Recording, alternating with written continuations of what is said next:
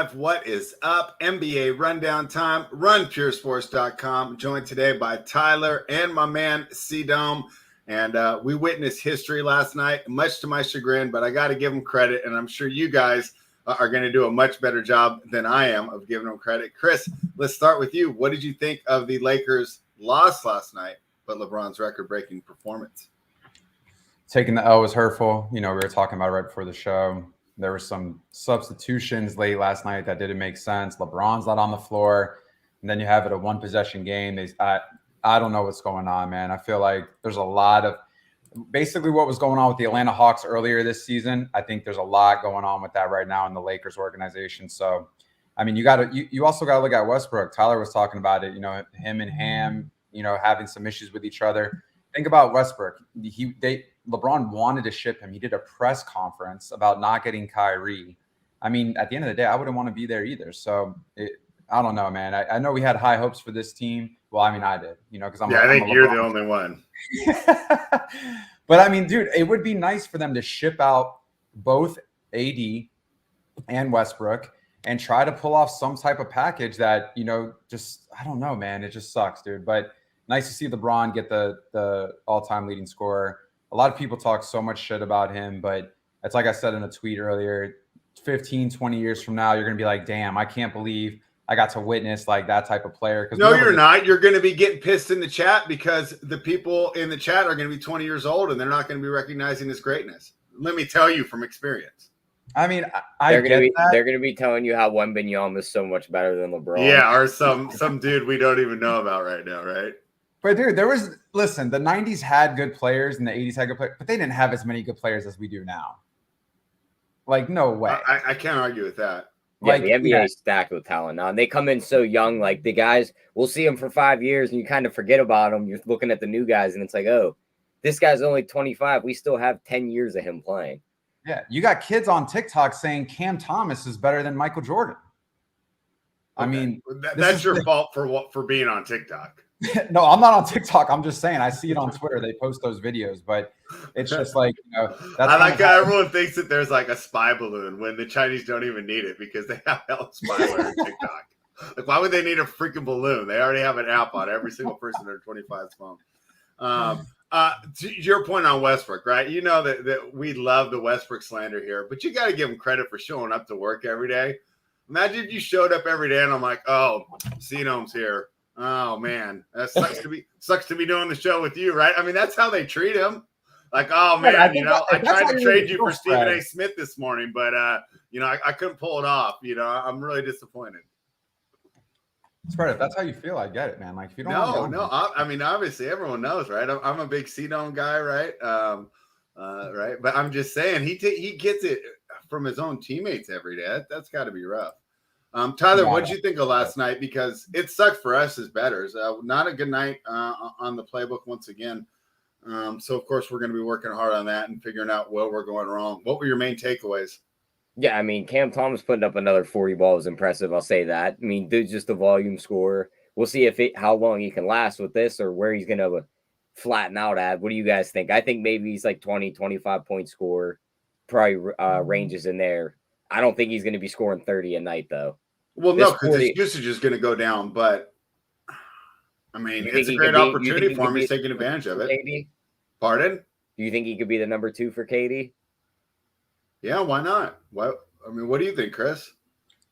Yeah, I mean, he's a certified bucket. I mean, the kid's a raw scorer. I got to tell you, I mean, the stroke is nice, too. So, I will say they better at least give him the opportunity to kind of solidify being the guy behind Durant if they don't make any moves here, you know, after tomorrow, and then see where it goes. I mean, at the end, listen, they have a shitty lineup these last 2 games, and they competed with 2 solid teams.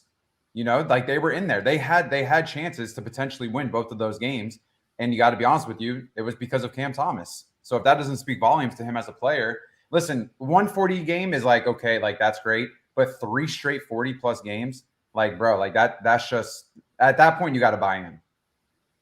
Yeah, I'm on him again. I played him again last night in DFS, and I'll continue to do that. Tyler, some other things. How about your boy, Spread? What's up? Your boy Jokic, a triple double in 18 minutes. Yeah. Yeah, the triple double with like 2 minutes left in the second quarter. They were up like 6. Why did we take the Timberwolves? What's wrong with me? Yeah, we let the projections take us that one. We should have adjusted that. And on the Bulls, although to be fair, the Bulls were ahead in that game. Yeah, the Bulls we had good, +8. and then they died. They were ahead with like 4 to 5 minutes to go. I don't know how many points they were getting smoked too in the first half. Yeah, and then they came back. They took the lead. They were leading the whole third quarter. They just relinquished it in the fourth, and they couldn't do anything. I mean, it's a game of runs, man. It's a game of runs. Yeah, it was pretty bad. They clamp down when they need to out there in Memphis. Which other ones did we have, Tyler? I mean, it was just a rough night for me overall. The Nets ended up covering. The Knicks and the Magic were playing the 80s and 90s basketball. They decided they weren't scoring many points. We had the over there. And then the Magic died at the end. They led most of that game, and then they let the Knicks steal it. So it's a rough night, but we'll get it back tonight. Yeah. All right. So if we don't have any more takes, we'll dive right into tonight. The first game on the docket should be a blowout here, too. The Detroit Pistons are +11 in Cleveland, taking on the Cavaliers. The total is 221.5. Let me pull up this injury report real quick. I see Darius Garland questionable, Donovan Mitchell questionable, Ricky Rubio in there. Nobody on the Detroit side on that list. Tyler, my projections had the Cavaliers winning by 13, and I was inclined to go with them. What do you think? Yeah, I'm going right back to the bet I've done in the last 2 Cavs games that it hits. That Mobley 15+ points, and they win the game. You can't bet it yet because none of the props are up for Cleveland with all the injuries. But once that prop's listed, I am going to bet that because I do think the Cavs win the game. He scored 15+ in like 11 of his last 13. He did last 2 games for us. I'll go right back to it again. So as long as we're getting that at nice odds, I'll be on that.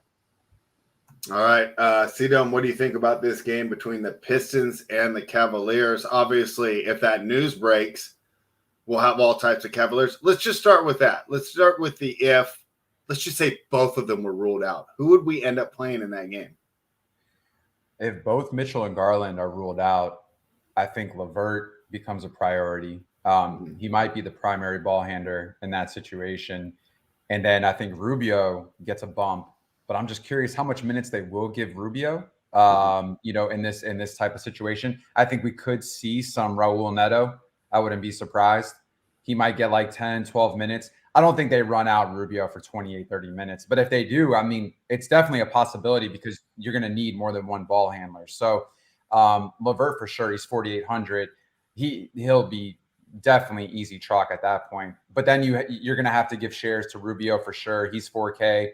And Rubio's done fairly well in this backup role in 20 minutes. He's been kind of productive in certain games. So there's upside there for sure. And then I think Raul Neto, he's min price 3K. But at that point, if Rubio's starting and they throw LeVert in there as well, but then again, I think they might maybe put Chetty out there. I could see Chetty starting and putting LeVert there too. So it really all depends though. But I mean, if you're going to want to like have a lottery pick with Raul Neto, I guess, but he'll probably get like 10, 12 minutes maybe in this rotation. But from a betting perspective, right now, obviously you would take Cleveland. Projections love Cleveland. Detroit's defense is absolutely horrible. You always want to go against them when it comes to fantasy. But if not, if this happens, I think Detroit can actually compete here if both these guys are out. That's just my opinion. If one is out, how attractive is the other? Right now, I mean, the spread's like, 11.5, 12. Wouldn't you want to take Detroit just in case they both got downgraded today? Usually when they get downgraded, they're sometimes not going to actually play. So that, I mean, this could be an opportunity to get a team that, is fully healthy. And they're going to be missing their 2 best ball players.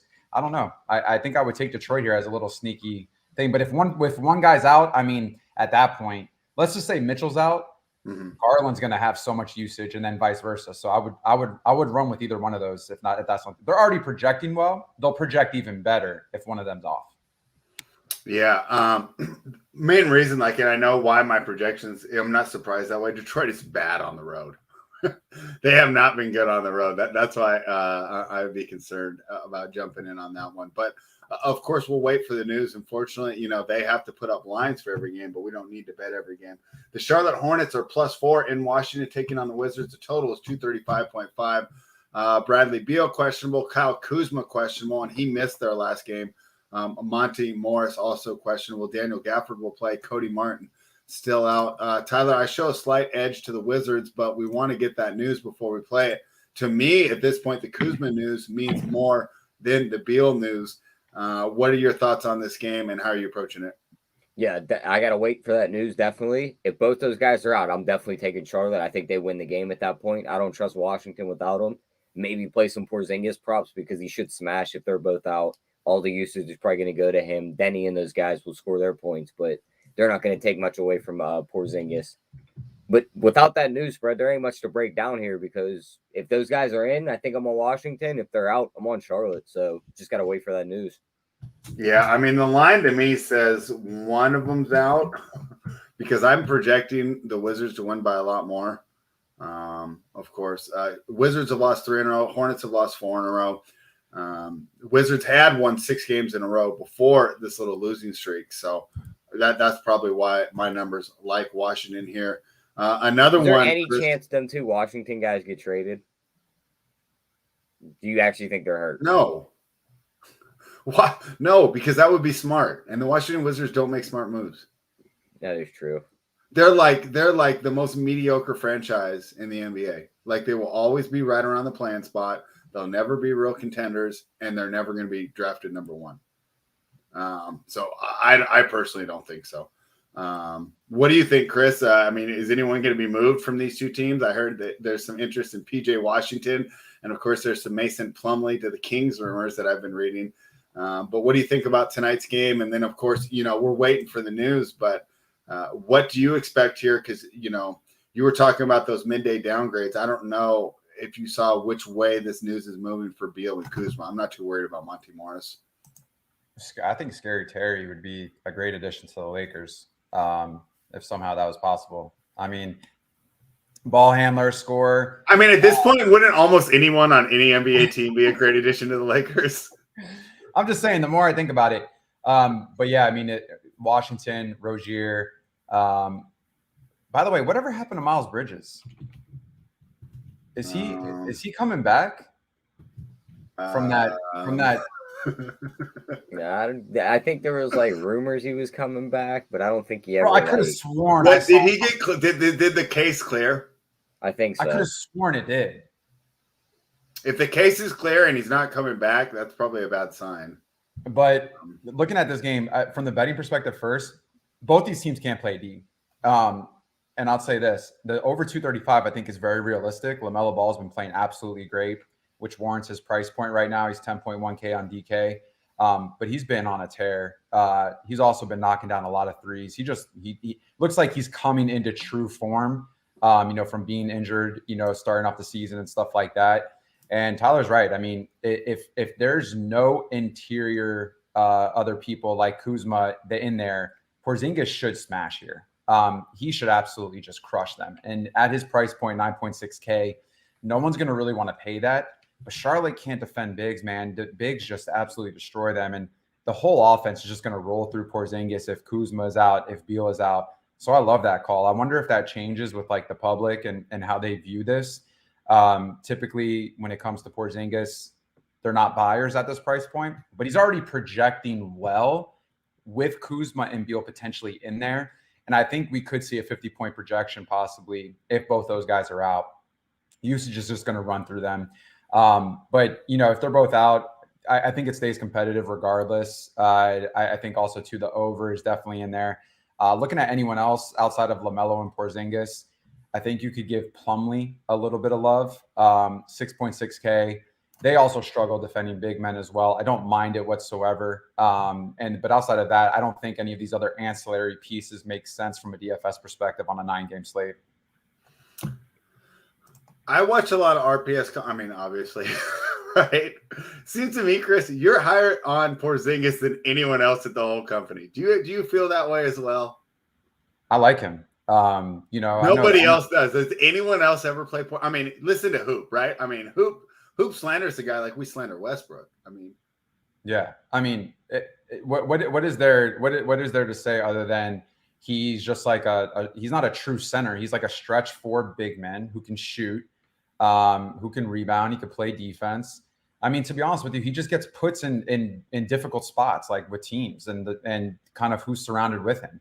If he had like a legitimate point guard, you don't think he would be absolutely like he would be a stud? I mean, that's just my opinion. If he was with like a true point guard, a good facilitator, and they had good pieces around him, I mean, it's just, I don't know. That's just my opinion, though. I'm not a Porzingis. I agree with everything you said except for his defensive ability. I think he can only defend bigs, and that's the problem. Where a lot of stretch forwards, they can do okay on the perimeter. He's kind of Gobert-esque on the perimeter as a defender. I think his ACL tear ruined him. So like players like a Julius Randle give him really a lot of trouble. Yeah. But this is daily fantasy. Defense doesn't matter, and he puts up big numbers every night. So I just wanted to point that out, though, because the only place that you'll ever hear anything positive on an RPS show about Porzingis is usually if you're on the show. So I mean, but Charlotte's horrible against bigs. Like him and Gafford should absolutely eat in this matchup tonight. I mean, I haven't seen. Well, I mean, what do you expect his ownership to be? Because I think he's a tough play, even if those guys are. I mean, I don't think a lot of people will go to him, even if Beal and Kuzma are out. What do you expect his ownership to be? I mean, right now it's sub 5%. If they're both out, I mean, obviously that could change, but no one wants to pay 9.6K. That's the issue, is the price point. So him being almost 10K is probably going to scare quite a bit of people, but that's just an upside play. That's like a GBP play as well. So, I mean, it really just comes down to, you know, what people are willing to pay at that price point, especially when you got someone else in this game that's 10.1K. That's probably looking a little bit more appealing because he's a point guard and because there's a lot of upside there. I get it. But, you know, I think this is going to be a high scoring game. Both these defenses are just not good. And I see people in the chat, they're saying that he was with Luka Porzingis. I mean, I get that, but I also think too, you know, when it comes to Luka, he's the star of the show, right? He's going to have the most usage. He's going to take the most shots. That I don't think Luka and him is a good combination. I would like terrible fit. It's just not. It's just that's not the ideal. I think him and Chris Paul would be good. Right. I agree with you. Like on a point guard, not a scoring point guard, but a more facilitating type more guy. of a facilitator. Like Conley, not current Conley, right? But prime Conley. Prime Conley, like right? We'll get him involved. Right. A selfless point guard that's not gonna, you know, which we have very few of nowadays. Yeah, those don't exist much anymore. Yeah. So I think there's another spot where we could try some LaMelo Ball triple doubles right here. Washington against point guards has been bad. They really don't have many bigs on the floor tonight. He could get in there and get 10 rebounds, and he's going to dish some assists out too. So that triple double when they win is 12-1. I'll take a stab at that. Oh, okay. Yeah, that's not a bad look. I saw LaMelo's rebounds was set at 7.5. What do you think of that one, Tyler? Yeah, I don't hate it either. Looking at his rebounds, I got the game logs up here. He's at 8 in his last 3, 10 in the game app before that, 7, and then 11. So he's cleared that 7.5 a lot. Yeah, I kind of like that. And what I do like is it's the first time that I think since he's came in the league that we're seeing him try to expand on his game. He's been an excellent shooter. He's been able to get to the rim. Not that for as easily as he gets to the rim, he doesn't finish that well. Of course, that can be fixed. But for a guy who has such good shooting touch outside, I'm waiting for him to find it in the paint. But yeah, it's nice to see him expanding his game. And by getting in there and getting the paint, grabbing those rebounds, I think it's a great thing for the team.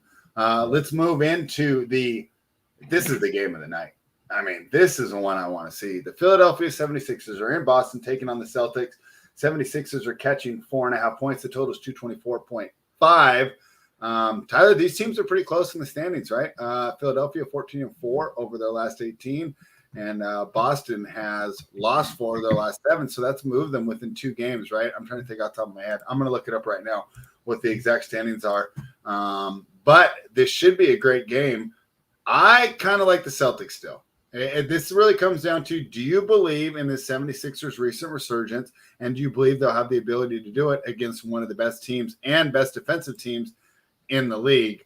Horford always does well against Embiid. Nobody's going to stop him. You're just hoping to slow him down, and I do think they have the wings to trouble Harden and Maxey. So I like the Celtics here. 4.5. I think they've done a pretty good job on the number. I still like the Celtics, up to about 5 or 6. Sometimes a lot of these games that we really look forward to end up being blowouts, even though I have the teams pretty ranked to equal. Tyler, start with you. Yeah, I mean, looking at this one, the trends agree with you. They haven't traveled well to Boston. They've lost 16 of the last 20 straight up when they went up there to Boston. But this has to be the best team they've also taken there, right? Yeah, and they've covered 7 of the last 10. So they have done a little bit better ATS-wise. My worry here, Spread, is you talked about Horford doing good against Embiid. He popped up on that injury report with right knee swelling.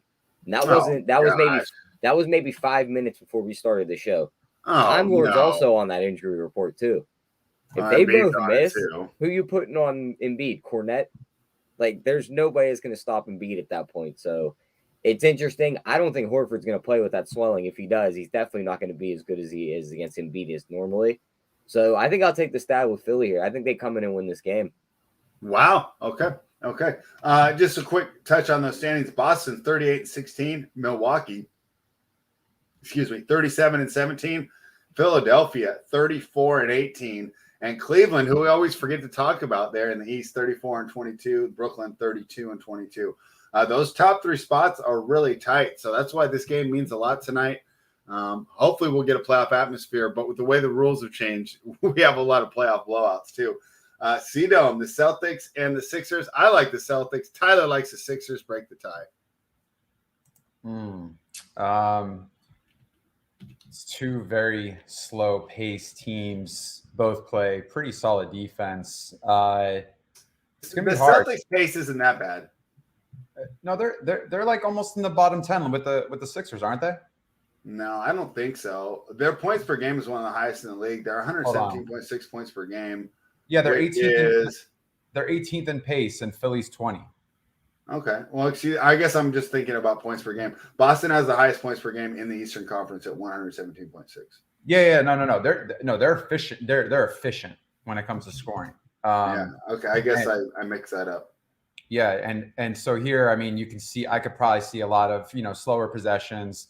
Tyler's right. I mean, Embiid should eat if there's some difficulty down low with people missing, like Robert Williams. And I'll say this is, this is going to be a game that it's going to circumvent through Embiid, Tatum, Harden, and Brown. I mean, this is how these games typically are. From a betting perspective, I don't know which side I would rather lean on, but to be honest with you, it's in Boston. I would probably go and lean Boston's way here. But I will say, though, if Robert Williams is out or if they're missing any other big men, it would be probably difficult for me to lean that way still. I want that interior presence, and I would want that, just that solidified defensive person in there like Williams. But if not, I mean, Embiid's just going to have a field day, and that probably concerns me. DFS-wise, no one really is speaking about this game right now. It's not appealing. The projections aren't the greatest. And so for me, I don't know if that's something I'm going to lean towards. Other than that, though, Al Horford, you mentioned Al Horford. He always does well in these situations. Al Horford cost me like over $100,000 2 nights ago. I'm an idiot. I swapped out. Let me tell you about this story. I swapped out a minute before lock Josh Green for Al Horford. Don't ask me why I did it. I ran 3 Boston guys. I had Williams, Tatum, and for some reason I wanted Horford as like a leverage play because I knew he was going to play 30 minutes. And I figured, why not? Horrible. Cost me over $100K, guys. So, I won't be rostering Horford for quite some time. He was the only snowflake on that list. Cost me a seat to the live final. JSU's final. If I keep that lineup, absolutely gets destroyed because I came in right behind him. So we're back at it tonight, though, and Horford's not going to be a part of that process. I promise you. That same night, Giannis's foul trouble cost me, Chris. So I'm with you. I was like sitting there. I was like, man, I'm like 20 pounds out of first. The guy in first has got Klay Thompson. I got Giannis. I could catch him. Yeah, Giannis was a great play, but Tatum was foul trouble killed us. Foul trouble, but also too, the rotation was kind of weird. I don't know if you guys watched that game, but the rotations were a little strange when it came to Giannis, especially in the first half. Wasn't that because of the foul trouble though? He picked up 2 pretty early.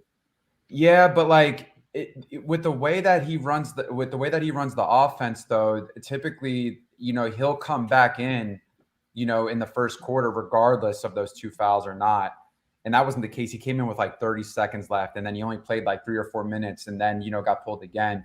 I mean, at the end of the day, it was just very strange a little bit. But I will say though that night, like I thought Tatum was a great pivot to save 1,000, and also without Brown there, I thought it was just a no-brainer to go ahead and go with Tatum because of the usage. And then Williams was in a great spot as well. Detroit struggle against big men. But I get the Giannis play. I mean, the Giannis play was good. It's just it's crazy though because the lack of time that he played on the floor, he still had 50 fantasy points. It's just dude's just insane, bro. Like when he's just a fantasy point per minute, just ridiculousness. I love it. All right. Anything more from this game, Tyler? I mean, I can't wait to watch it, but like I said, even in the playoffs now, and it's just the way the game's played with the 3-point shooting, it just feels like there's so many more blowouts in these big games. Yeah, definitely. I mean, there's blowout potential here. I think for either side, because I think the more I look at it, I think Philly matches up nice here. Like you could put PJ Tucker on Tatum or Brown, whichever one you want. Tobias Harris isn't Tatum's the best. cooking Tucker. You said what?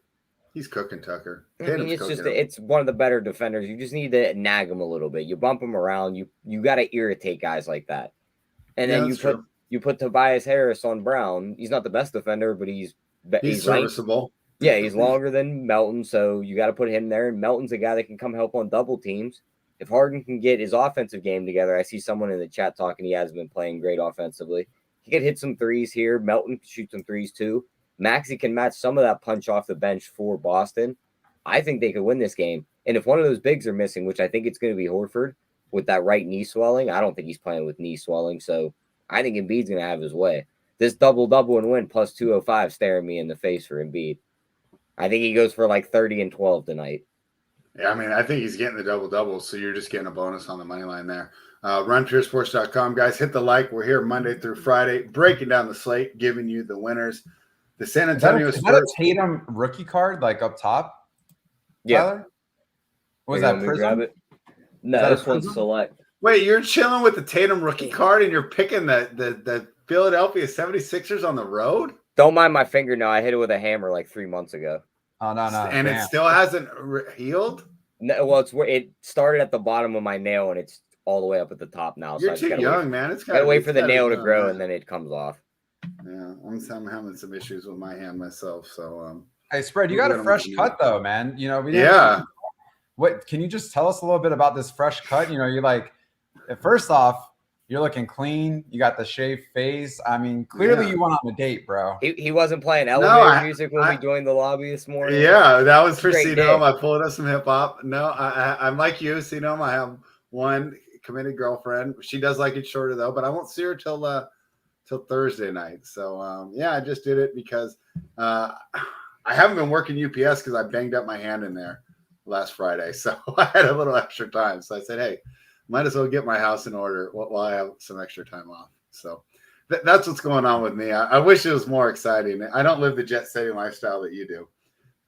I have an old Lexus. I don't have a Porsche. I mean, it's just not the same life, but hey, I mean, I'd rather, I'm a minimalist though, by trade. I only have like. You're a minimalist in that 5,000 square foot house you're sitting in right now, bro. This is like 1,000 square feet, and it's a high rise, and I'm still. Oh my bad. No. Listen, I'm still paying COVID pricing, and so like I'm not going to leave. But when it comes to like, just anything, I just like to have a nice car, a nice watch, and that's it. Like I don't want anything else, so I'm a minimalist, like by trade. I don't need like anything else. I'm fine with those two things.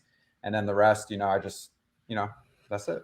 Yeah. I get made fun of a lot for basically just having a big ass empty living room. I don't like having things in there either. I like space. So I agree with you there. I like clean cut, black and white. That's like my style. Yeah. All right. Speaking of black and white, the San Antonio Spurs are plus 11. Well, I guess they're silver and black, but anyway, Spurs plus 11 in Toronto taking on the Raptors. Total's 232. Tyler, the Spurs have lost 9 in a row, and I don't see this turning around anytime soon. Toronto's playing well. On Monday, we faded the Spurs. It turned out well for us. We're not going to be scared of these big spreads. It seems to me like this is Toronto or pass. Let's go ahead and check this injury report. Keldon Johnson's questionable. dang, heck of Spurs are out. Trey Jones is out. Romeo Langford's out. Sohan's out. And OG Anunoby, of course, is still out for the Toronto Raptors. To me, it's Raptors or pass. What are your thoughts? Yeah, definitely Raptors or pass. I'd either lay the 11 if you think they blow them out. Some of the performance doubles I like. Van Fleet to score 25 and they wins plus 250 or plus 150. Him to hit 5 threes and they win plus 280. Gary Trent to hit 5 threes and they win plus 280. Both guys have been shooting well from the 3 line. If you wanted to get in on some Scotty Barnes, him to score 20 and they wins plus 176, I'd maybe knock that down to 15 and see where those odds set in at.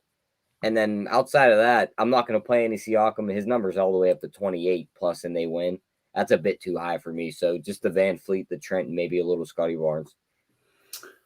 Chris, what are your thoughts on this game? The Spurs have a lot of people out.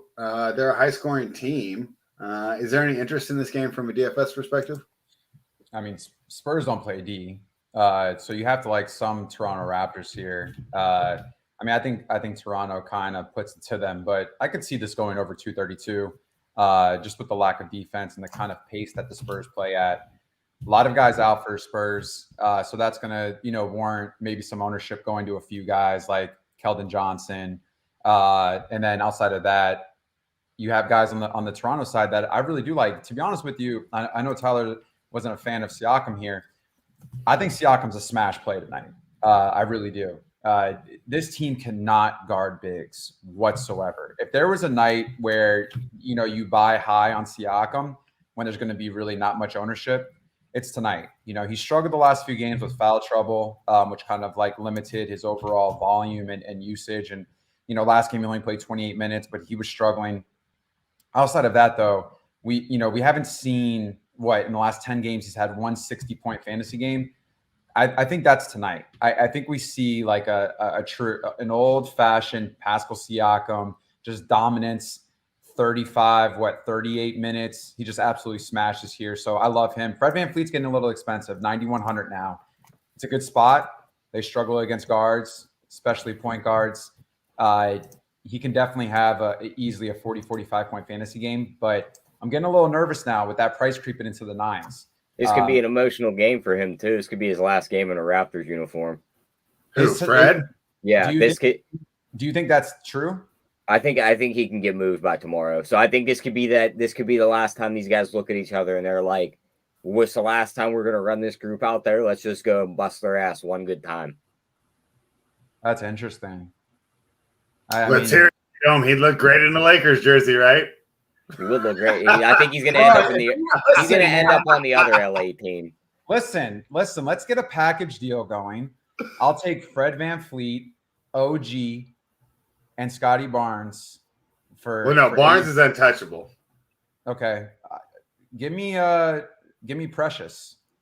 Could we get Precious for AD? You can get Boucher. Nurse hates Boucher. VanVleet, Anunoby, Siakam. Hey, Boucher's kind of good, man. I know. I'm surprised Nurse hates him so much. He must be like a. Speaking of Boucher, he's actually not a bad play tonight. Just to let you know. If you don't want to go Siakam and you think that this can also be like a night where they just really destroy, Boucher's been getting the minutes. Is that like the Andre Drummond play on Monday? The idea that they're going to blow him out so your backup center gets run? So one little strategy that kind of works in DFS, especially as of late, is if you see, especially like with AP's flow chart, if you see a team that's struggling against a certain position, and let's just say, that position also warrants a guy who does get 20 plus minutes as a backup role, like a Drummond, like a Boucher. These are great plays. I mean, they're also cheap plays that are in good spots that have upside. You got to look at that. If you're playing 20, 150 lineups, hey, Boucher's shot double-digit shots his last 2 games. He's played 20 plus minutes for 4 of the last 5, if I'm not mistaken. And the last 2 games, he scored 30 plus fantasy points each game. I mean, at 4,400, no one's going there. Why not even give it just like a little bit of a look? I don't mind it whatsoever. So yeah, these are the types of plays that, you got to look at and kind of see, okay, where can I get sneaky that maybe other people aren't looking at that is also a good upside play potentially. And that's one of those spots. So good call on that. I overlooked that for a second, but I do like that as well. I love these questions from Richie Smalls because this comes up when we're touting two players pretty much at similar positions, at similar price points, right? C-Dome. So it's almost like the Up to Lock show, a 1v1 here. Siakam or Porzingis? Who would you rather play tonight? Obviously, we don't know the news, but oof. Oh man. If the news hits, slight edge to Porzingis, but right now I think I go Siakam. They're right there with each other. You save 200. What news would have to hit? Do you need both of them out or just one of them out? And I'm speaking of Beal and Kuzma. Yeah, I'd like Kuzma out. So if Kuzma's out, Porzingis is better. If Kuzma plays, Siakam's better. Yeah. But it's crazy. Right now, they have such similar projections and similar ceilings that you can't go wrong with either one. They're both in good spots too. Like I don't mind either one. I don't. Can you run both, or will we not have the value on this slate? Yeah, you could always run both, man. Yeah, these are two guys that are priced under 10K that have really good projections. I don't mind it. Tonight's going to be one of those nights where you're going to have to make decisions on a couple guys 10K and above if you want to go that route, like a LaMelo, like a Lillard. Or you can, maybe get a little sneaky and save a little bit of money and get a guy that almost has a similar projection. These projections tonight, there's no one that stands out that's like 60 plus, like a Luka or like a Jokic. Tonight, it's like very compressed with like 10 guys that range from 46 fantasy points to 52. So they're very similar. And there's only ownership going to two of them over 10%. And that's LaMelo and Lillard. So you can get different elsewhere if you want. Maybe go like a D'Angelo Russell, De'Aaron Fox. I don't mind those guys. And if you can fit the other guys in too, I mean, tonight's going to be like, okay, where's the value? Because we don't have Cam Thomas and Edmund. That was going to be the next question I was going to ask you. Where do you see this value popping up? Let's just say in the early games, right? The great part is the two games that we're really waiting on the news, right? Both start at why does my thing say 6 p.m.? It should be 7 p.m. Eastern. You got to still be able to play these Dallas guys. I mean, I know Kyrie's in, but he's only going to take so much away. Like Josh Green's still going to see minutes. Hardy's still got to play. They can't be all that expensive. But did they bump the price tag there, Chris? What was that? The Dallas guys? Hardy and Green. Yeah, I mean, is Dallas on tonight's slate? Yeah. But Kyrie's in. That's him and Markieff Morris are in. Markieff Morris, like that matters. He's going to play like 5 minutes. So Kyrie. Here's the thing is, what's the rotation going to – we don't know what the rotation is going to look like. Kyrie's Luka's probably out. What was that? Luka's also out. No, Luka's out. But I'm talking about like, bro, Hardy's balling. They got to give Hardy minutes still. Bro, can you believe we sold that pick? I'm still pissed that Monty Morris didn't draft him. We could have drafted him. We sold the freaking second round. That pick. kid ranked like very high on a lot of people's draft grades, and like, he must have done something. He must be like fell so far. What does he do? Like he rolls with John Morant's crew or something? I think he had a bad. I think he came from the G League, didn't he? I think he had a bad G League stint. Yeah, Hardy's a good call because they don't have really any scorers off the bench. So he, given the last two games of what we've seen, the flashes, and you're going to need someone to come off the bench and score. So this is a situation where Hardy's a great play. Not many people are on Hardy right now. And I don't know if that changes throughout the day as shows happen and, people change their perspectives and stuff like that. But I don't mind the Hardy call whatsoever. So the Hardy call is definitely going to be there. You said the early games. Well, we have Rubio, right? Rubio is going to be a potential guy that people are going to look at if one of the two are out. But Chidi Ochman, I think, is going to be another guy that people look at just because he gets the minutes. He can shoot threes. He can also play defense. It's gross at times, but that's just how it is. But like the true value right now that people are wanting to kind of roster, Gabe Vincent, Kuminga, and Max Strus. But I got to be honest with you. After that last game with Miami, I don't know how I feel about these Miami value plays. I got to be honest with you. Regardless, I got a nice value play for you. If Monty Morris is out, Kendrick Nunn at 3,200 in a game where no defense is going to be played. I don't mind that play. The thing is I thought that same thing would happen last game, that he would get more run, and he didn't. And it was a blowout too. And it was 15 minutes. He only took 6 shots. Who gets the run then? Is it DeLon, right? Yeah, DeLon Wright. Like, I feel like DeLon Wright is the beneficiary, but then again, with these guys, it's like they want to make everyone happy. DeLon Wright has no upside. Like, he's going to give you 10 to 15 fantasy points, and that's not going to be enough for us. So, I think Rubio makes a lot of sense, right? Good matchup. The thing is he can do multiple things. He can shoot, he can facilitate, he can play D. I mean, he's going to get a bump regardless tonight to some degree. Now, he played 20 and 21 minutes the last 2 games. So if they're both out, you would got to think maybe he gets 24, 25. But at 4K, he can easily 6, 7X. And if that's the case, then that's an upside play. But, going back to what I said before, I don't know how much I trust Gabe Vincent and Strus when you got Tyler Hero and Butler already getting a bulk of, people wanting to roster them. I think, you got to get sneaky in other areas. And it's like we mentioned before, I like the idea of playing a Chris Boucher. That makes sense. It's a guy that is going to give you the minutes. He's going to take the shots. The volume is there and there's upside. He's also a big man and they struggle against big men. So those are the type of plays okay. And then another guy I think is going to be, someone that we can look at tonight. We're talking about all this value, but you got to run it back with Aaron Nesmith. I don't understand how you don't run it back with him. The guy has the minutes. He can shoot. He can play D. He's gonna. I mean, regardless if Duarte is playing or not, I think still Aaron Nesmith is still a good value play at 4.2, 4.3K. I don't mind it, but yeah, that's the value at this point. I mean, at least from what I'm seeing. All right. Good breakdown there. We're kind of all over the place, but that's how one other value guy, Cito. Grant Williams, if both those bigs miss in Boston, he's 3,200. What do you think? Bro, I was just thinking about that too, but do we trust Grant Williams? No. I mean, no, but he's 3,200. If both guys are out, he's got to play. He's got to play 30 plus. If he's 3,200 and I put him in my lineup, what do I need to feel good about that? How many DK points do I need to say I made the right play? Do we rather 15, go Sam Hauser? 20? No. I don't want anybody that Embiid could just grab a hold of and just be like, you're going on my back, and I'm just going to dominate you in the post. Yeah, but Sam Hauser is at least he's kind of like a stretch. The thing is, you're only getting points from him. And what did he do last game? He came out hot. He had 5 3-pointers in the first half, and I don't think he scored again. Yeah, but I mean, if he's going to shoot, 10 3-pointers, and he's going to get 5 or 6 threes. He shot 9 threes last game. Yeah, but wasn't Jaylen Brown missing that game? Yeah, Brown was out.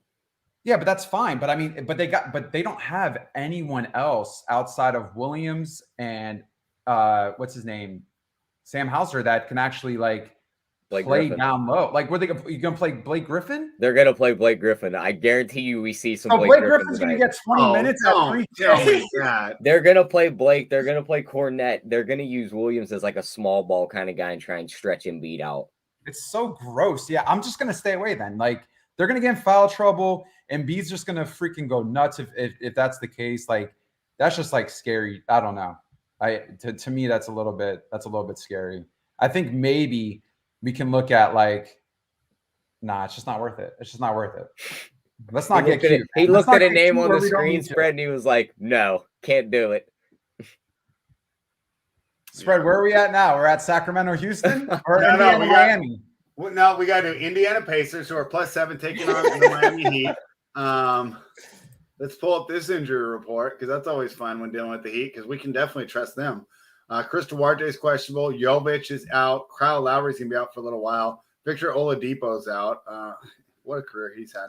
Duncan Robinson is out. Orlando Robinson is probable, and Gabe Vincent is probable. You talked about Gabe Vincent earlier, C-Dome, so of course we'll be keeping an eye on his status. The Pacers are +7 here, Tyler.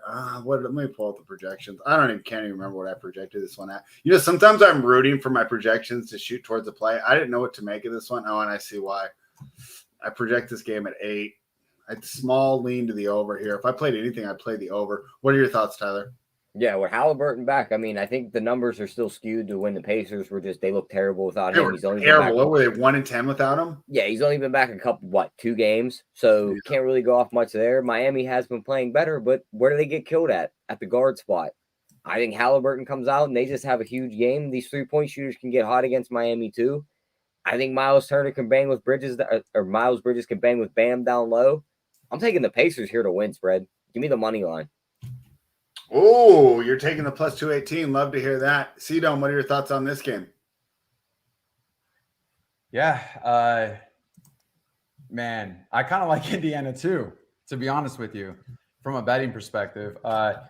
Very fast-paced team. Miami sometimes struggle to catch up to that type of pace. This really benefits guys like Halliburton, Buddy Hield. They should kind of thrive tonight, in my opinion. And then from a DFS perspective, I mean, like I mentioned before, Tyler Hero projects very well. Bam projects very well. Butler, it's a really good spot for Butler too. Like they struggle against, that small forward kind of like stretch forward type of situation. And then on the other side, Aaron Nesmith, I talked about him.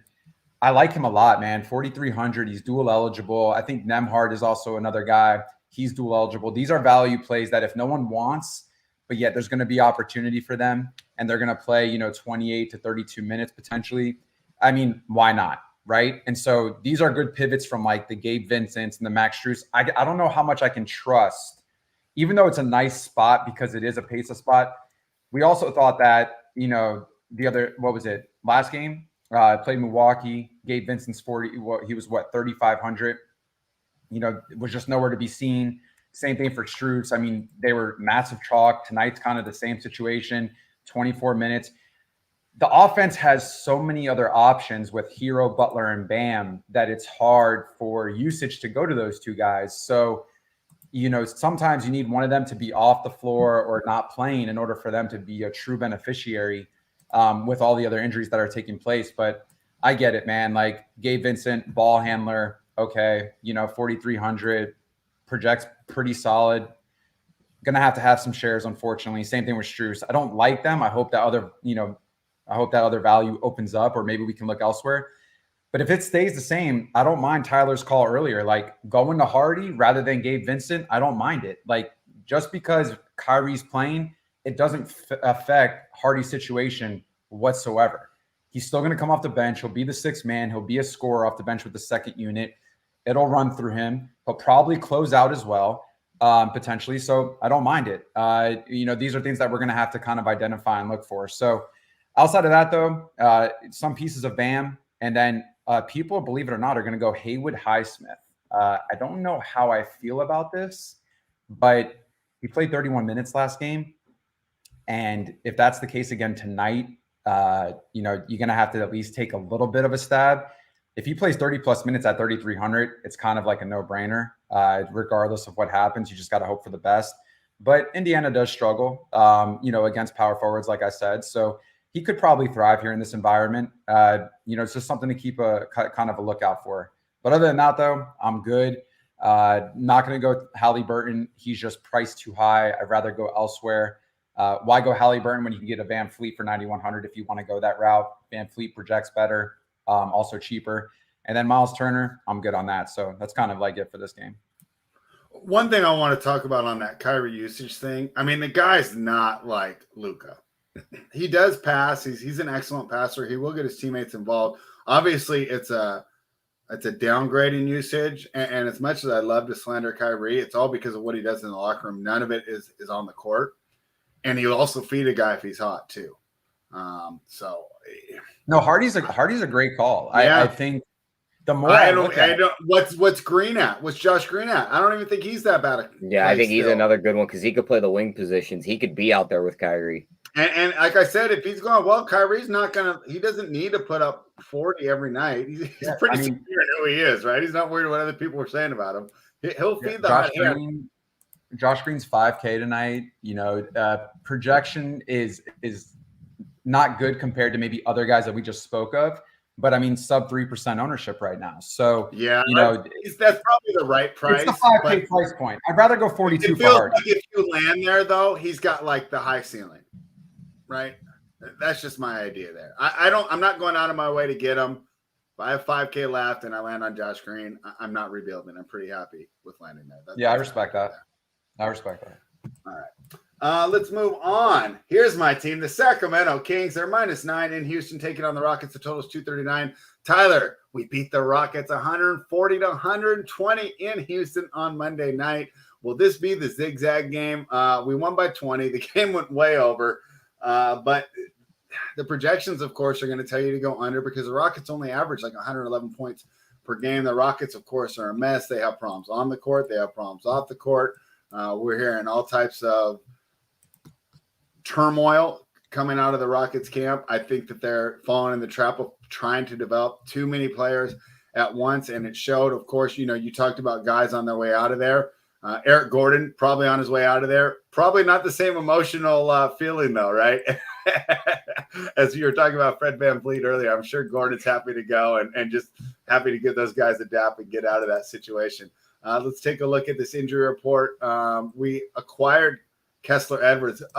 Is that what you were messing with me about in the DMs yesterday, C-Dome? Because it's like you read the tweet and it says, Sacramento Kings have acquired Brooklyn Nets forward K.E. Oh, but it's not Kevin Durant. It's Kessler Edwards. That's probably about the best. You like that? You like that Photoshop, huh? I can't believe that we're actually there, right? I mean, usually that's only the big market teams that are on Team Photoshop to get those guys in there. But hey, I actually think we'd be pretty good with him. But who wouldn't be good with Kevin Durant out there? Let's get back to tonight's game, though. -9 here. The total's 239. Tyler, I mean, do you think the Kings do it again? Yeah, the Rockets stink, spread.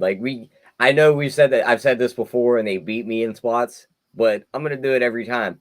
They're just like you said. They're just in shambles. The coach doesn't know what he's doing. The front office is lost. The best player's running the show, and he's 19 years old, so he's just out there trying to build his stats and then go home or go to the club. So I can't back him to win a game. I'm taking the Kings here. I like the Fox 25+ points and Sacramento wins. We know point guards and just guards in general kill this Houston team. There's a bonus double and wins -180. I can't play that at that juice. And then Keegan Murray had a great game against this Houston team. They don't guard the 3 line at all, so the dude could definitely shoot from out there. He had a couple bad games, but then he hit 6 threes in the last game against them. Mm-hmm. You could do his performance double at 4+ threes and they win at +245. I'm gonna personally knock that down one and take the 3+ threes in their money line at +115. I like that a lot better. All right, C-Dome. Break this one down. Sacramento Kings, Houston Rockets. I know there's a lot of injury news, but I still think there's interest in this game, especially if you want to get different. Fox had kind of a muted game last time, but I was interested in his prop. I think he bounces back tonight and goes over his point total tonight. And then, of course, like any big man, Sabonis is in a feast position. Yeah, I mean, when you look at this, Sabonis, though, believe it or not, he's not projecting the greatest tonight. And I don't know if that's kind of recency bias over the last few games. He's kind of struggled, just not exceeding expectations. 10.3K. It's going to be hard for me to kind of stomach here. I will say, though, because no one is going there tonight, this could be one of those GBP plays that if he actually, exceeds expectations, I don't mind it whatsoever. Sengun, I think, 8,400. I just don't want to pay that. I want to go elsewhere. De'Aaron Fox, 9,100. We talked about this before. These guys are starting to come into the 9K range. Guards are starting to become inexpensive. It's a good spot for him. He should do fairly well in this situation yet again. And then, when you look at guys like Keegan Murray, like Tyler mentioned, he's done fairly well against the Rockets in all games this season so far. He's 5,500. No one wants to go there because his projection just doesn't really warrant. But I think I might have a stab or two at him. And then Kevin Huerter. I think for Kevin Huerter right now, dual eligible tonight, 5,400. But they struggle against shooting guards. They struggle against guys on the wing. If Kevin Huerter could get hot, could be a great game for him. I don't mind him whatsoever. Those will probably be guys that I just kind of sprinkle in the mix. But everyone else, though, it's just kind of like a no-go for me. Man, my guy Clyde's not in the chat. He was trying to message me yesterday. Well, he did message me. But he was trying to say that Malik Monk's better than Kevin Huerter. I'm like, no. I'm Malik Monk's good. I'm glad he's on our team. But no, Huerter should be starting. So, Tyler, anything more there? Your thoughts on my De'Aaron Fox prop? Do you think it's smart to go to him like a night after he kind of had a muted performance? Yeah, I think he's going to bounce back. I mean, I don't know how fast he got into Houston if he flew in with the team that day, because with the birth of his child and everything, No, or if he from Sacramento, he met them there. Yeah, so that's another thing too. The dude showed up late, just jumped on the floor. It was against Houston. He still played pretty decent because they don't play much defense. He didn't play many minutes either. Yeah, now he's got his feet back 29. under him. He was back with the team a couple days. I think he smashes tonight. I like that call that C-Dome has at 9,100. I think he's a great play at that guard spot. Yeah, that ownership can't be high either, is it, C-Dome? What was that? His ownership can't be high either, Fox. Mm-hmm. What do you think about this game stacking this too? Because Jalen Green on the other side's in a great spot too. He had a good game against them last time. Yeah, I mean, from like a early look, Jalen Green's the only guy people want to roster tonight from this game. Really? Yeah, which is kind of crazy because I mean this has a 240 total, but I think there's fear of a blowout potentially. I think there's also, you know, just kind of like a fear of there's other spots that people want to attack. So it could be a sneaky little thing where you have a couple pieces from this game. Don't mind a little bit of a mini game stack or just having, you know, one from each side. Definitely having Jalen Green and Fox, or Jalen Green and Sabonis. That could definitely be interesting. Oh, my guy Clyde changed his name. He's actually promoted his OnlyFans now. 2 stars in Omaha. Yeah, that's so you want to subscribe there. He thinks that Monk is better than Herter. Don't agree with you on that one. Yeah, you will die on that hill. It's terrible. It's a terrible take. The Minnesota Timberwolves are plus 5.5 in Utah taking on the Jazz. The total is 236.5. Tyler, why did I trust the Timberwolves last night? And should I ever do it again? I mean, Walker Kessler is going to get loose. I mean, I know we need to check. Gobert didn't even play, so throw that little thing out the window. Or maybe he did. I don't even know. No, he played last night. It was terrible. Did he have a terrible performance? Yeah, he didn't. He did not look good. He was out there though. Then Russell got ejected. It just wasn't pretty for. Russell got ejected or Edwards? Russell got ejected.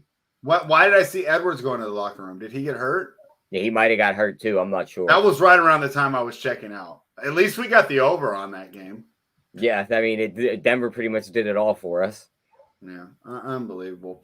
So what do we do here? The Jazz let us down too. The Jazz let us down on, what was it, Monday night? They were big favorites against, who was it? I want to say the Bulls. No. Clyde, who do we take on Monday night when the Jazz lost straight up as 8 points favorites? Anyways, both teams have let me down this week. Which team the Mavericks. Yeah, the Mavericks. Thank you, Clyde. Both teams have let me down, Tyler. Which disappointment do I go to, right? I mean, this is like I can't even make a good joke on it right now. I'll come back. I think on a 9-game slate, we look at this game and we say neither. I think we just scroll right past it. I don't think we touch this game betting wise. I mean, unless you want to bet some props, which I really don't in this game, maybe just some threes. It'd be Russell or Beasley. I got a prop for you. What's that? Give me that Walker Kessler double-double. He went for 20 and 21 when they played the Timberwolves last time. Yeah, that's not a bad one. I don't think it's like plus 150. Yeah, plus 160 right now. Yeah, I don't hate that. Yeah, give me. I think Walker Kessler shows out. What do you think about this game, Chris? Tyler doesn't want to bet it, and I'm inclined to agree. Yeah, but people love it for DFS for some reason. The 236.5 total, and the fact that yeah, people love Kyle Anderson, Conley, Gobert, Clarkson. Conley's getting over 20% projected ownership. Olynyk. How? Kessler, what's his price? 5,900. And then you have Kessler, Olynyk, Gobert, Clarkson, Anderson, all looking at over 15% projected ownership right now, which what? Yeah, I don't get it.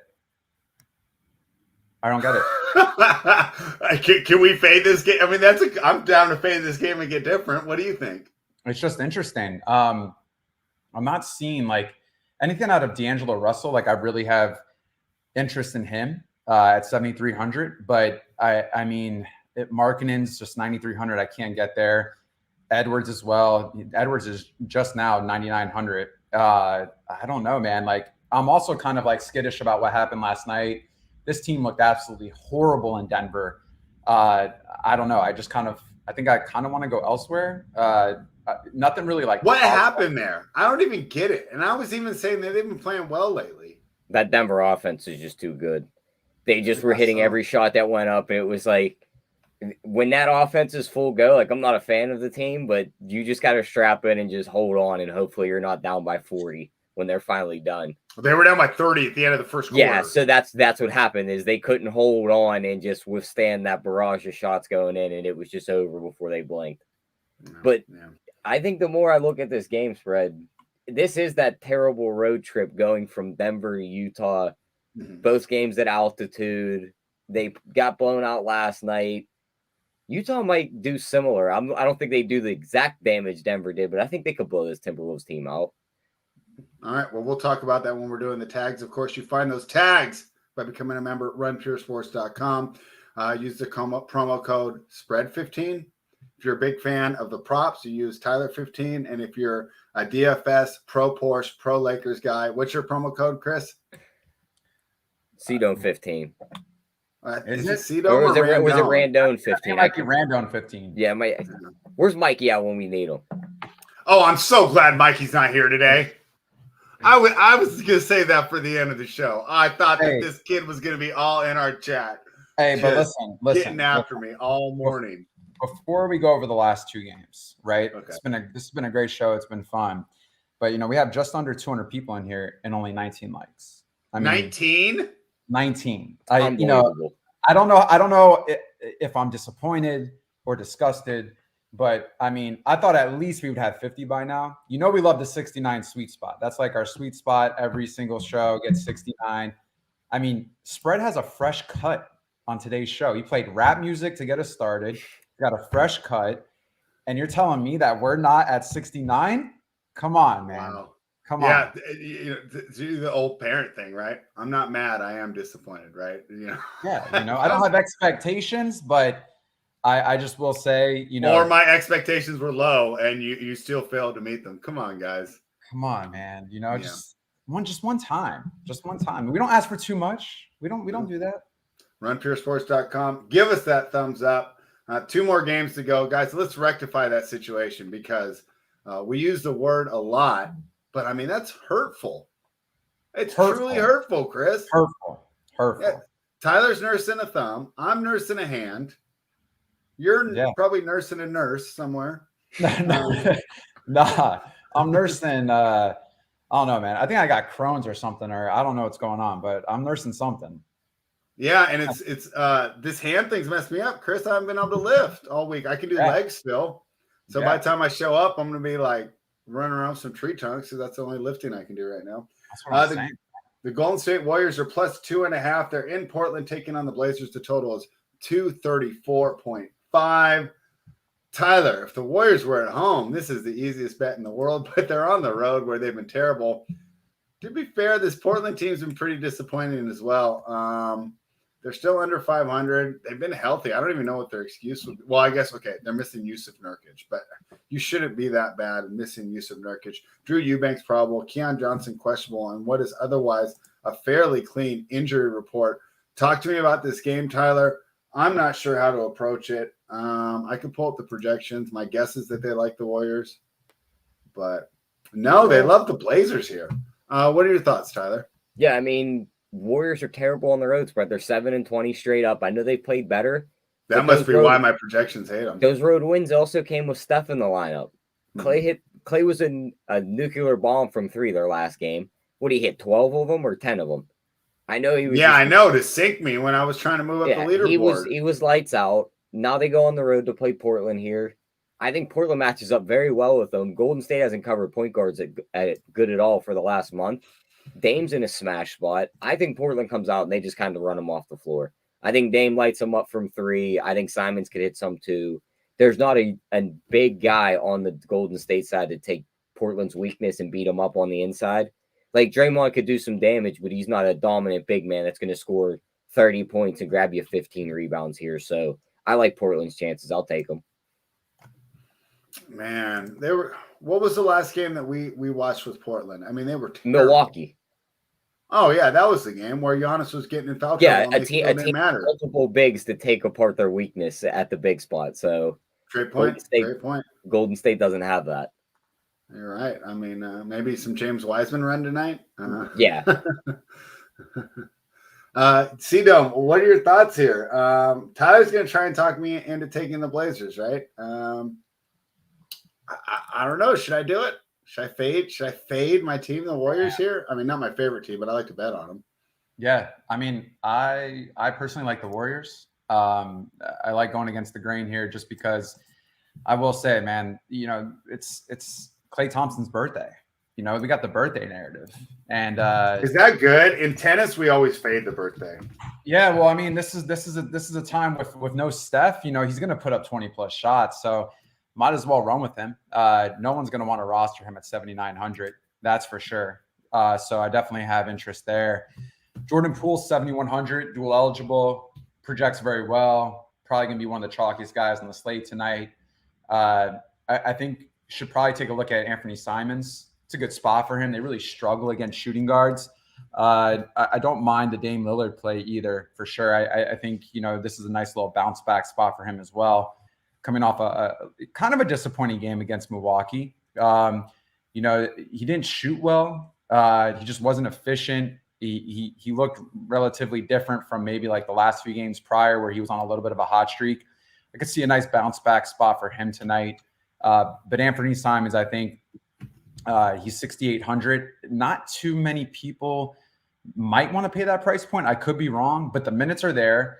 He's going to take 15+ shots. And this is, one of the late night hammer games. So it's an area where they really struggle to defend that position. So I could see him excel and exceed expectations there. Jeremy Grant's going to get some love, but it's just hard when they're fully healthy to pay almost $7K for him. It's nothing against him as a player. It's just there's just so much that has to go around to that team, especially when you have guards that want to shoot a ton between Dame and Anthony Simons. So probably a no-go for me. I got to stop going to this Eubanks train, just because he's so cheap and he's 4,200. You're going to play 25 minutes. But, I mean, really, what's his ceiling, man? Like, I don't know. I do like Draymond Green, though. Bigs have really thrived against Portland.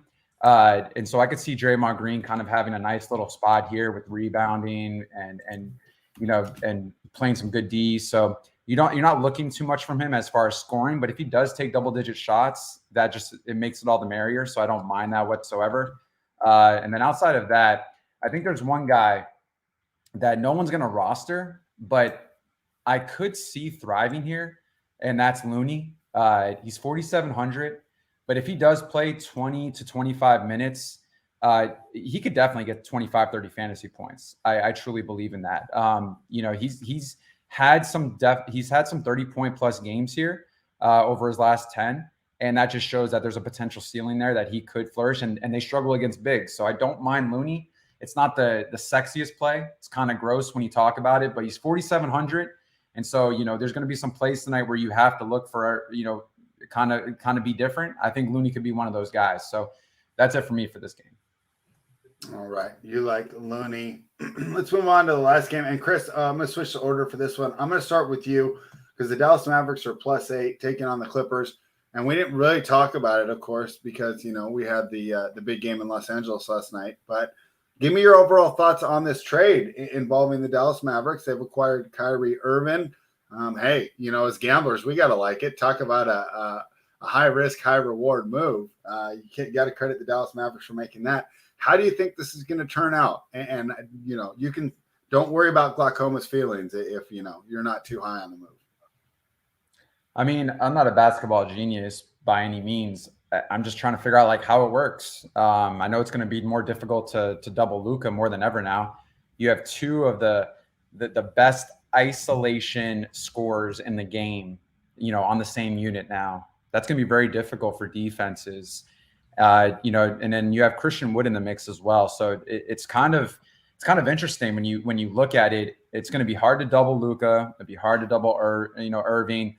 The pick and rolls and just everything, how it's all set up. It's going to be just kind of interesting to see how it plays out. I didn't understand it originally, but Cuban's a smart guy. If it makes sense, it makes sense.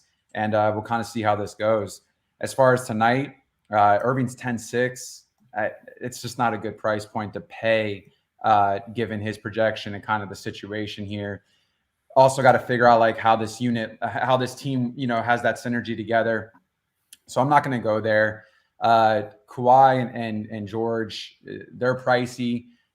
They kind of, eat into each other. I don't see it just from like a GBP perspective, maybe, but really it's hard for me to go there as well.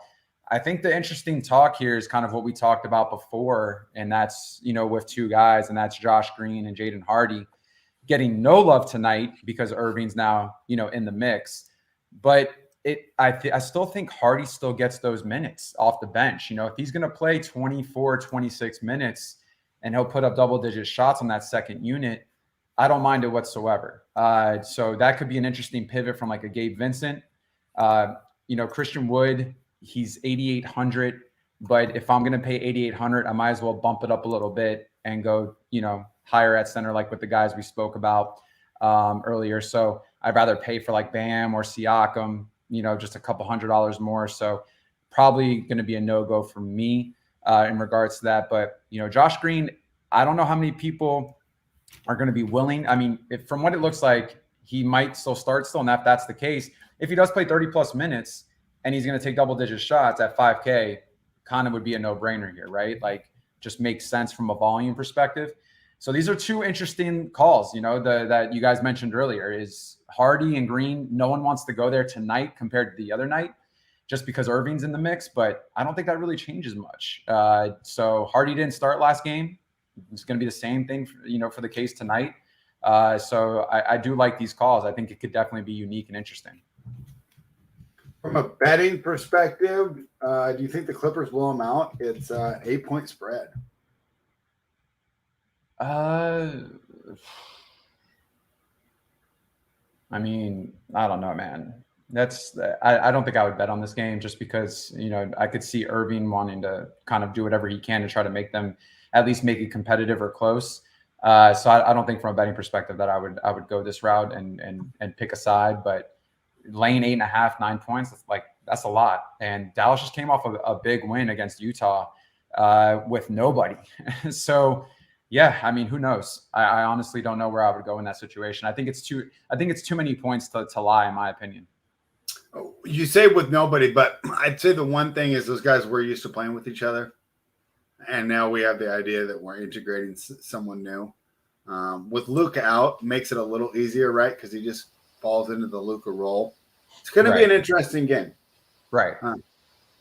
Tyler, anything more on this one before we head to the best bets?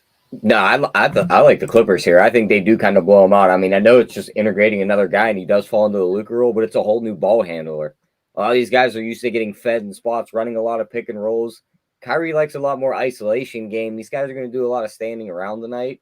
I know they stand around with Luka too, but he does feed them into spots where they can get their shots. I think Clippers just kind of work them. DFS isn't there to slow down Kawhi and PG either. So I like they usually do the performance double for PG at 4+ threes and they win. I'll just knock it down one. Give me the 3+ threes and Clippers win plus 110. Say that one more time. I said I'll just because his Paul George's performance double is usually listed at 4+ threes and they win. The odds are usually right around like 3-1. I'll knock that down and I'll just take his 3+ threes, which he's hit a lot more recently than he's hit 4, and take the Clippers money line, and I get plus 110 on that. All right. It sounds like a plan. So this should be interesting tonight as we see Kyrie in the Mavericks uniform for the first time. But like you said, we don't really get to see how the pairing's going to work. Interesting. It should not take too long for Kyrie J. Kidd to mesh very well. Almost scary. You mean in a good way or in a bad way? All right. I don't really know how that's going to go. I don't know. I'll be curious. Supposedly Kidd was up for the challenge, but let's see how that works. I think it's going to be fine for this year. I think it's just if you get the extension. So our guy Clyde thinks it's going to be good for the team. All right, guys, hit that thumbs up button. You know, it's very hurtful earlier, but we're pressing on, man. Now I know how Westbrook feels. Chris, we're just getting slandered left and right. You know, getting absolutely no love, but we're still here. Oh, we got 75 likes. It's up to 75? Yeah. People listen to Cito. He's like, yeah, Putton. Tyler, let's start with you. What's your best bet for the day? Yeah, I'm gonna roll with that one I just gave out. The Paul George 3+3s and the Clippers win. If you build it on DK, it comes out to +120. You get a little better odds over there. All right. What's your best bet for the day, Chris? I'm going to go back to a team that hurt me last time. They were on the road and they lost. I'm going with the Warriors on the road. Klay Thompson's birthday at Portland. I like the Warriors here, so I'm gonna go with the late night hammer, and my favorite bet tonight is the Warriors money line at Portland. All right, taking the Warriors money line. That comes in at a cool, crisp +115. Tyler, help me out here. I want to lay double digits. Should I do it with the Raptors against the Spurs, or should I do it with the Cavaliers over the Pistons? Which one do you like more? I like the Raptors better. I think you get that. And I don't have to wait for any news. Let's round the boys up for one last run at this. We know somebody's getting traded tomorrow. Yeah. Let's bust the Spurs a good one tonight.